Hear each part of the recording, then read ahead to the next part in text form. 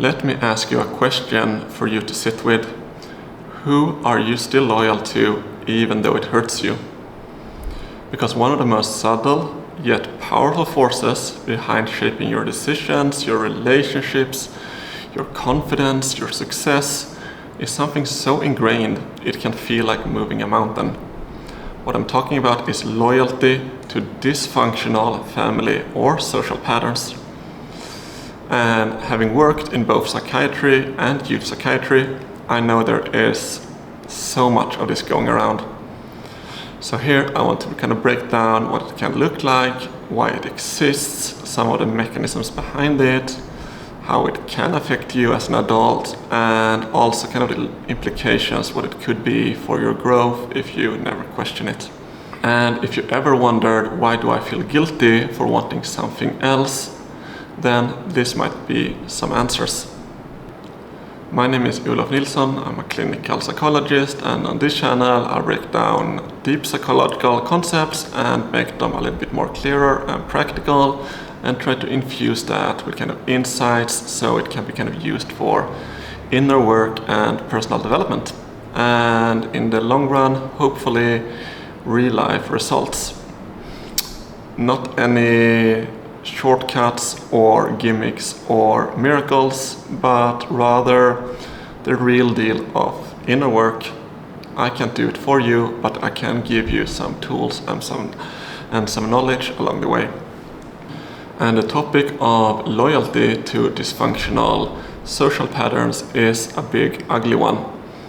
And I have worked in psychiatry, and as I said, and it can get really ugly.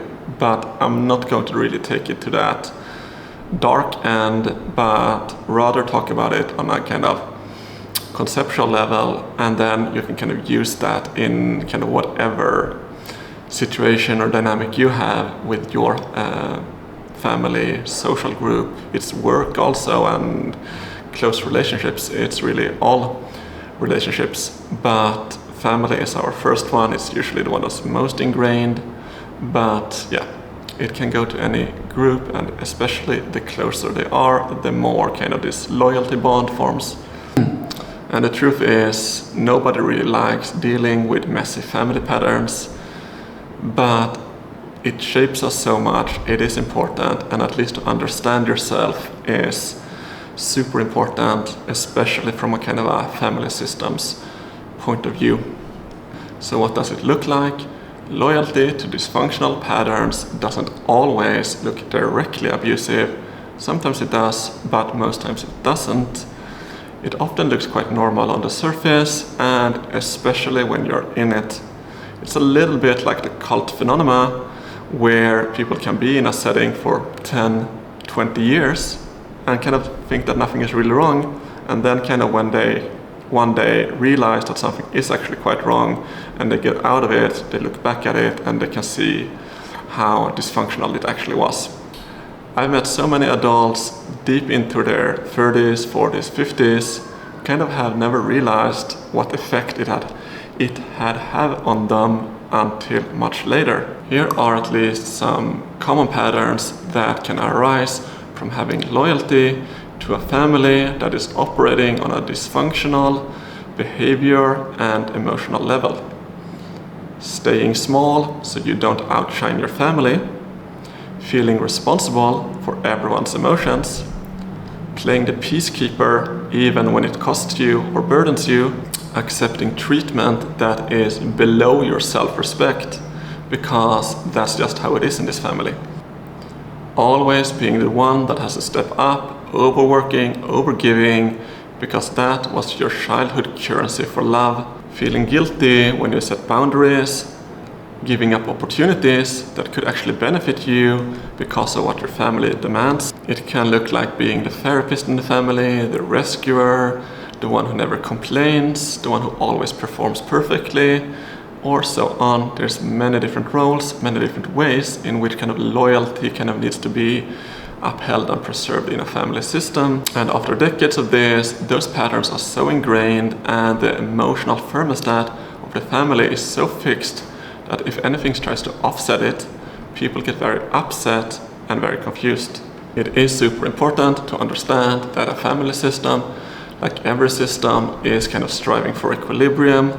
And when people try to change behaviors or kind of change the emotional tone of the climate, then usually that evokes kind of this reaction to kind of pull back to equilibrium. So even if you are doing something which is maybe more healthy, so to say, or trying to kind of just express yourself freely for the first time in a long time, the people in that system will kind of naturally react and gravitate towards kind of suppressing that and going back to whatever the equilibrium of that system is. And it's also super important to remember that humans are wired for attachment and belonging, and as children, our survival depends on staying connected to the people who take care of us. So we quickly learn, if I behave this way, I get accepted. If I behave that way, I get rejected. And as humans and as children, we are very fast to kind of pick up this, even the subtitles of what is the tone, what is the culture, what is the norm of the family, of the group, and so on. We are very sensitive to kind of feeling into what is kind of prioritized and what is kind of suppressed and not okay. And we adapt to this. Like any system, as I said, it wants to stay in an equilibrium. The emotional signature of the family wants predictability, even if that emotional tone is a tone of chaos.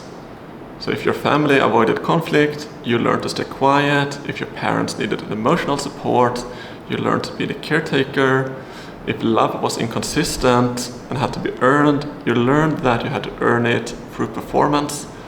If boundaries were not allowed in your family, you learned to not have any.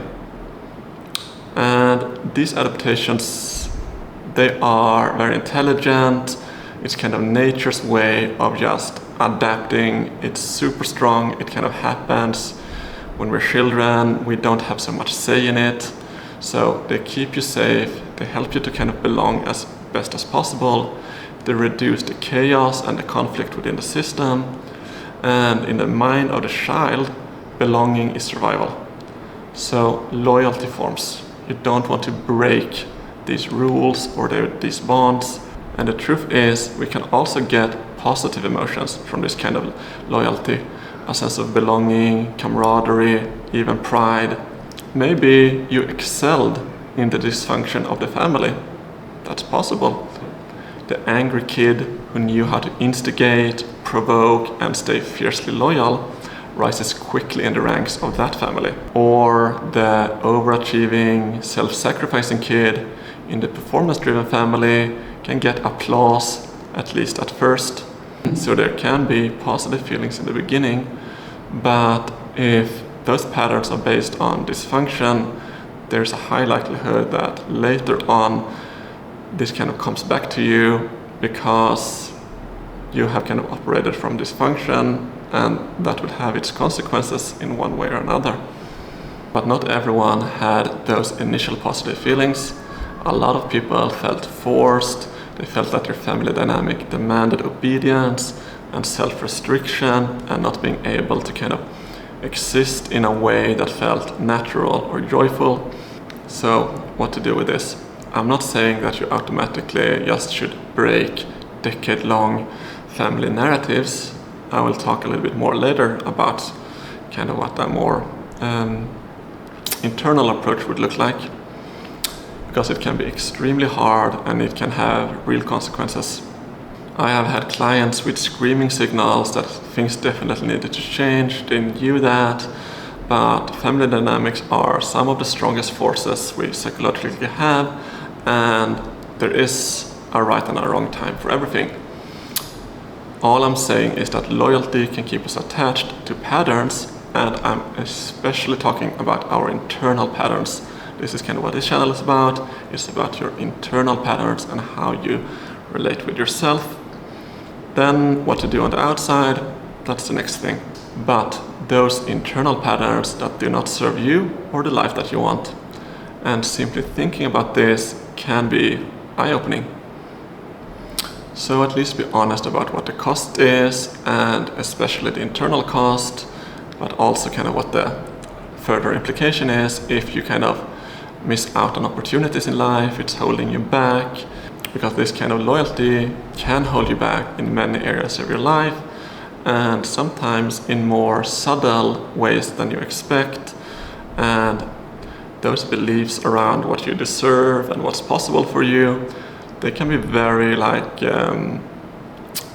foundational beliefs, so to say, where they kind of dictate your limits on reality, so to say, without you really knowing it. So it can be quite subtle, and it can be worth reflecting on.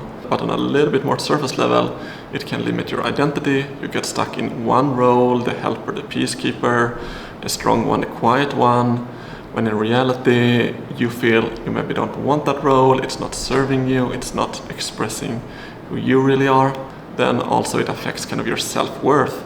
If you are feeling that you are self-sacrificing for something that you're not really want to give to, and you feel that like this is actually something that deprives you of a sense of self-worth and self-respect, then you'll always feel you must overgive to deserve anything. And thirdly, it creates guilt around growth, setting boundaries, earning more, choosing better relationships, choosing partners that maybe your family doesn't approve of, and so on. All can feel like betrayal. Maybe you keep choosing relationships that are on the similar family dynamic patterns, and they are draining you, but they feel familiar even though they're unhealthy, and you kind of know how to play that role. Truth is, you don't owe loyalty to roles that limit you, and you don't owe loyalty to a version of yourself that you created just to survive. You are allowed to grow, you are allowed to change, and you are allowed to kind of rewrite your part in the family or whatever constellation it is. So here's what's important. Ask yourself, is my environment, my family, my partner, my social circle, or whatever it is, are they asking me to be loyal to patterns that are unhealthy for me?